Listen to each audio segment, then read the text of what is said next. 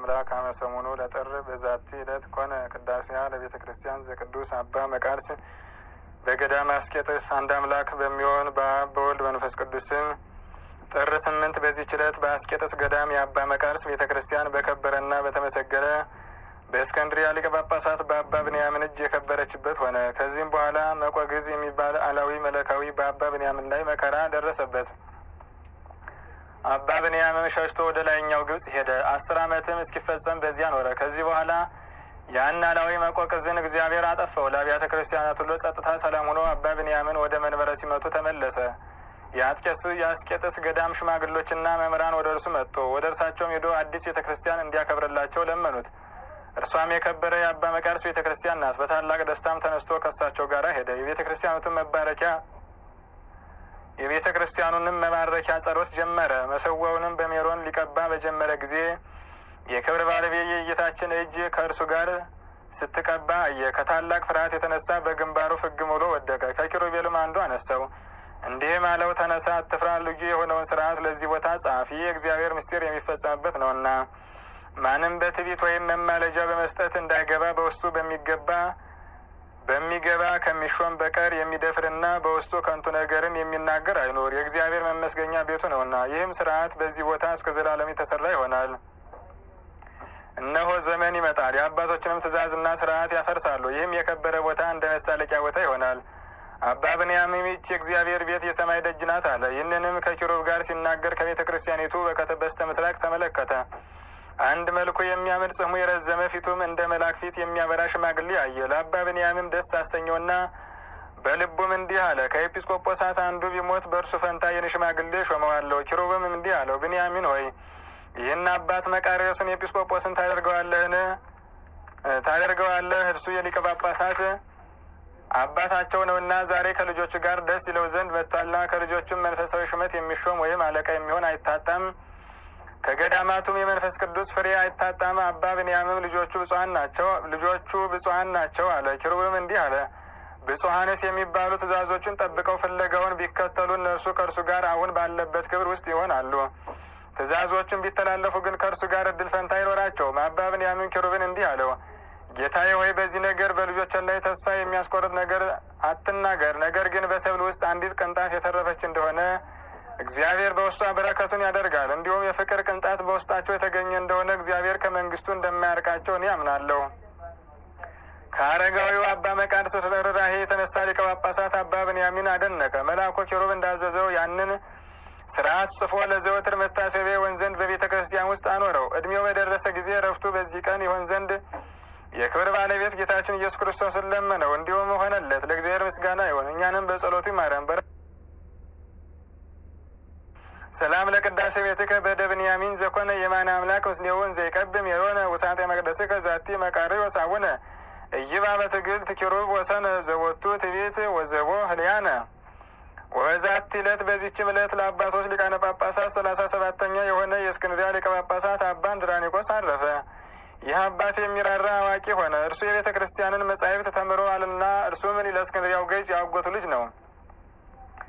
ከእርሱ ፊት የነበሩ ሊቃነ ጳጳሳት በገዳማት እንደሚኖሩ ስለ ቤቱና ስለ ክብሩ ታላቅነት በዘመኑ ሁሉ በገዳም የሚኖር አልሆነም። በእስክንድርያ ከተማ ባለው ቤቱ የሚኖር ሆነ እንጂ። ይህ አባት ሕርቃል በነገሰ በ10 ዓመት ከእስክንድር ዘመነ መንግስት በ933 ዓመት ተሾመ። በዘመኑም ፀሐይን የሚያመልክ የፋርስን ንጉሥ ክስራን ተነሳ። ብዙ የሆኑ ሰራዊትንም ሰበሰበ። የሶርያንና የፍልስጤምን አገሮች ከበባቸው፣ ዘረፋቸው። ከዚህም በኋላ ግብፅን ከበባት። ወደ እስክንድርያም ከተማ ደረሰ። በዙሪያዋም 700 ገዳማት አሉ። በውስጣቸው መነኮሳትን የተመሉ ነበሩ። እነርሱም ገንዘብ ያላቸው በተድላ የሚኖሩ ናቸው። ስለዚህም በእነርሱ ላይ እግዚአብሔር ስልጣንን ሰጥቶ ገዳማቱን አፈረሰ፣ እነርሱን ገደላቸው። ከእርሱ ሸሽተው ካመለጡ ከጥቂቶቹ በቀር የተረፈ የለም። ገንዘባቸውን ሁሉ ማረከ። የእስክንድርያ ሰዎችም ንጉሥ ክስራ ያደረገውን በሰሙ ጊዜ ከተማውን በር ከፈትለት። እርሱም ይህችን አገር በእጅህ አሳልፌ ሰጥቻታለሁ፣ አታፍርሳት፣ በውስጧ ያሉትን ብርቶች ግደላቸው፣ አመፀኞች ናቸውና እንደሚለው በሕልሙ አየ። በዚያን ጊዜም የሀገሩን ንጉሥ አስረው የሀገሩንም ሰዎች እንዲህ ብሎ ተናገራቸው። ሀገሪቱን ይጠብቋት ዘንድ በጦር ሰራዊት አደራጅቻለሁና ዕድሜያቸው ከ18 እስከ 30 ዓመት የሆኑትን ወጣቶች ብርታት ያላቸው የ40 እና የ50 ዓመታት የሆኑትን እንድትሰበስቡልኝ እኔም ለእያንዳንዱ ደሞዙን 20 የወርቅ ዲናር እሰጠዋለሁ አላቸው። እነርሱም እውነት መሰላቸው። ከእርሱም ዘንድ 8,000 ሰዎች ወጥተው የሁሉንም ቁጥራቸው ምዝገባ ጀመሩ። እነርሱ ግን ወርቅ የሚቀበሉ ይመስላቸው ነበር። ምዝገባቸውን በተፈጸመ ጊዜ ሁሉን በሰይፍ ገደላቸው። ከዚህ በኋላ ወደ ላይኛው ግብጽ ወጥቶ ወደ ኒቄዎስ ደረሰ። በዚያም ገዳማት በውስጣቸው 700 ስራቸው ክፉ የሆነ መነኮሳት በዋሻዎችና ቦታዎች ሁሉ እንዳሉ ሰማ። እነርሱን ሁሉ በሰይፍ ገደላቸው። የሮም ንጉሥ ሕርቃልም የፋርስ ንጉሥ ክስራ ያደረገውን በሰማ ጊዜ ሰራዊትን ሰብስቦ ወደ እርሱ ሄደ። የክስራን ሰራዊት ሁሉንም ገደለ፣ ሀገሩንም አጠፋ። የዚህ አባት እንድራኒቆስ ገድል ግን እጅግ ያማረ ነበር። እግዚአብሔርንም አገልግሎ በሰላም አረፈ። ከዓመተ ሰማዕታት 347 እስላሞች በግብጽ ከመንገሳቸው በፊት በመንበረ ሲመቱ 7 ዓመት ኖረ። ለእግዚአብሔር ምስጋና ይሁን፣ እኛንም በቅዱሳን ጸሎት ይማረን ለዘላለሙ። ሰላም እብል ለእንድራኒቆስ ግሱጽ በትምህርተ መንፈስ ሙሉ ዋኮ እጹስ ሱባኤ ዓመታት ፈጽሞ በዲመንመሩ ህኑጽ ፈለሰ የወም እማለመ ጽልመት ወዳይጽም ቅድመ ይንግሱ ተንባላት በግብጽ።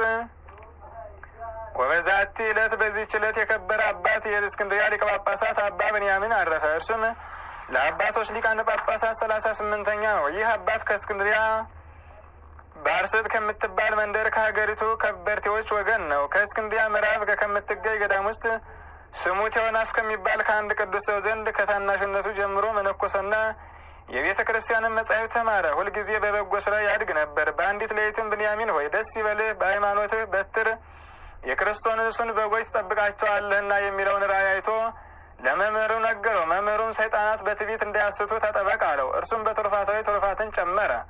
ከዚህም በኋላ መምህሩ ወደ ሊቀ ጳጳሳት አባ እንድራኒቆስ ወሰደውና ልጁ ብንያምን ያየውን ራእይ ነገረው። እርሱም ቅስና ሾመውና ለቤተ ክርስቲያንም አስተዳዳሪ አደረገው። አባ እንድራኒቆስም እስካረፈ ድረስ በበጎ አስተዳደር ቤተ ክርስቲያንን እያስተዳደረ ኖረ።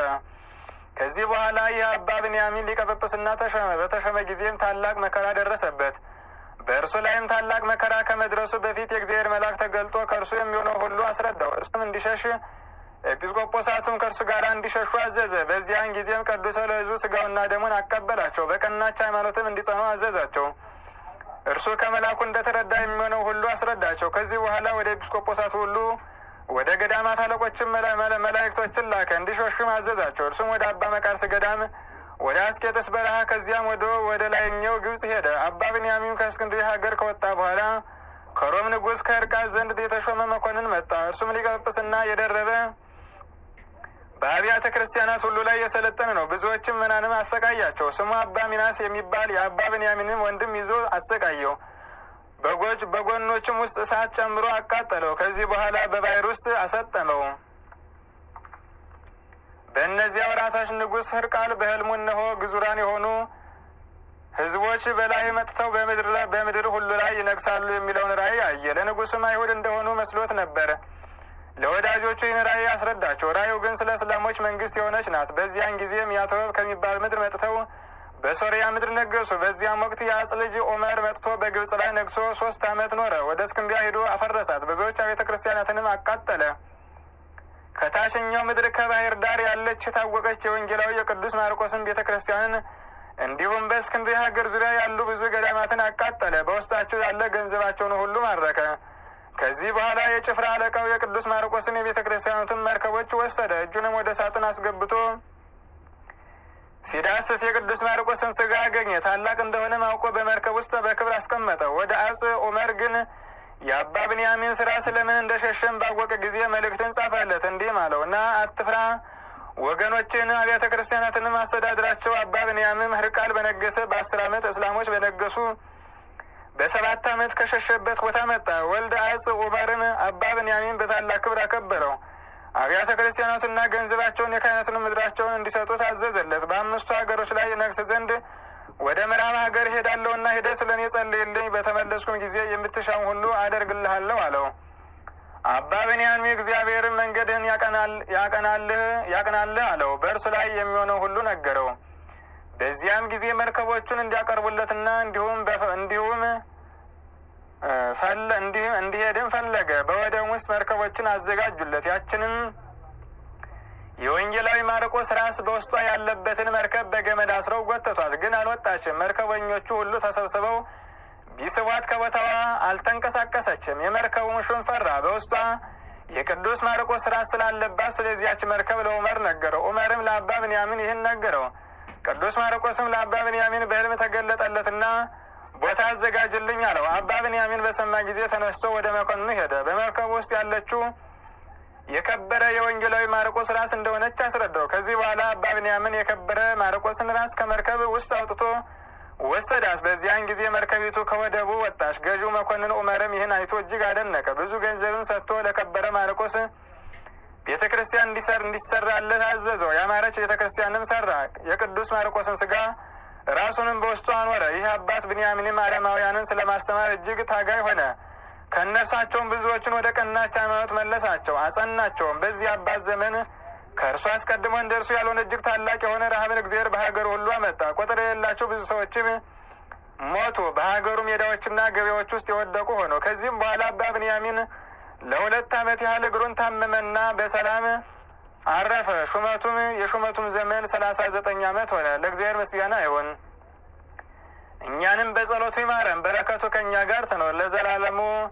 ሰላም ለብንያሚን ዘተምህረ መጻሕፍተ እስመ ተሐሬ ያድምጽ እስክንድርያ ሲመተ ወይቤሎ ራእየ ዘከመኮነ ክሱተ እስመ ተርእዮሙ ለመሬተ ክርስቶስ አንተ ብንያሚን ብፁዕ ተፈሳ ትብሲተ። ወበዛቲ ዕለት በዚህች ዕለት የነቢይ ሚክያስ መታሰቢያ ሆነ። የዚህ ነቢይ ከታናሽነቱ ጀምሮ አካሄዱ መልካም ሆነ። ስለ ስራው ማማርና ስለ ጽድቁ ሕዝቡ ሁሉ ያደንቁታል፣ ያከብሩታል። ሚክያስም ይሉታል። ትርጓሜውም መልአክ ማለት ነው። መልኩ እጅግ ያማረ ነውና የሚናገረውም ትንቢት እንደተናገሩ ይሆናል። የእግዚአብሔር መልአክም ተገልጾለት ያነጋግረው ነበር። ሕዝቡ ግን ያንን መልአክ አያዩትም፣ ድምፁን ግን ይሰማሉ። ከእርሳቸውም ያደላቸው የሚያዩት አሉ። በመሳፍንት መጽሐፍ እንደተጻፈ በጎልማሳነቱ አርፎ በአባቶቹ ቦታ ተቀበረ። በረከቱ ከእኛ ጋር ትኖር ለእግዚአብሔር ምስጋና ይሁን፣ አሜን። ሰላም ለሚክያስ ዘአድማ ፍቅዶ ምስለ ንዑሳን ነቢያት እንዘ ይትፈለጥም ተዋሂዶ እግዚአብሔር አምላክ ለእለ ይገብሩ ፈቃዶ ይረድ ይብል ዛልቦ ተባይዶ በከመ ወላዲ ይረድ ውሉዶ ዛቅረውኩ ማይሌተ አዘኬዬ አይላፈ ምለተጸውኑከ ዘልፈ ለላ ነብብ ተወከብ ዘንዴቴ መጽሐፈ እንተረሰይከ እግዚኦ ጸሪቀ መበለት ወኩፈ እምላቡ ቦላን ዘተርፈ ነቢያት ቅዱሳን ሐዋርያት ሰባክያን ሰማዕታት ወጻድቃን ደናግል አዲ ወመነኮሳት ሄራን ባርኩ ጉባኤ ዛቲ መካን እስከ አረጋዊ ልሂቅ ወንዑስ ሕፃን ለዘጻፎ በክርታስ ወለዛ ጻፎን ዘይደርስ ለዛ አንበቦ ወለዛ ተርጎሞ በልሳን ሐዲስ ወለዛ ሰማ ቃሎ በእዝነ መንፈስ በጸሎተሙ ማርያም አራቂተ ኩሉም ባይ ሰወረ ይማረነ ኢየሱስ ክርስቶስ። የሰማነውን በልቡናቸው ያሳድርብን። ስማቸው ከተጠራው ታሪካቸው ከተነገረው ቅዱሳን ረድኤት በረከት ያሳትፈን። አምላካችን አባቶቻችንን ቅዱሳን በመከራ በሰማዕትነት እንዳጸና እኛንም በጾም በጸሎት ያጽናን። ማህበራችንን ማህበረ ተዋሕዶን ያስፋልን። ሀገራችን ኢትዮጵያን ይጠብቅልን። አቡነ ዘበሰማያት ይትቀደስ ስምከ ትምጻእ መንግስትከ ወይኩን ፈቃድከ በከመ በሰማይ ከማሁ በምድር ሲሳየነ ዘለለዕለትነ ሀበነ ዮም ህድግ ለነ አበሳነ ወጌጋየነ ከመ ንሕነኒ ንህድግ ለዘአበሰ ለነ ኢታብአነ እግዚኦ ውስተ መንሱት አላ አድኅነነ ወባልሐነም ኩሉ እኩይ እስመ ዚአከ ይእቲ መንግስት ኃይል ወስብሐት ለዓለመ ዓለም። በሰላመ ቅዱስ ገብርኤል መልአክ ኦ እግዝእትየ ማርያም ሰላም ለኪ ድንግል በሊናኪ ወድንግል በስጋኪ እመ እግዚአብሔር ጸባኦት ሰላም ለኪ ቡርክት አንቲ እምአንስት ወቡሩክ ፍሬ ከርሥኪ ተፈሥሒ ፍሥሕት ኦ ምልዕተ ጸጋ እግዚአብሔር ምስሌኪ ሳሊ ወጸልይ አበ ፍቁር ወልድኪ ኢየሱስ ክርስቶስ ከመ ይስረይ ለነ ኃጣውኢነ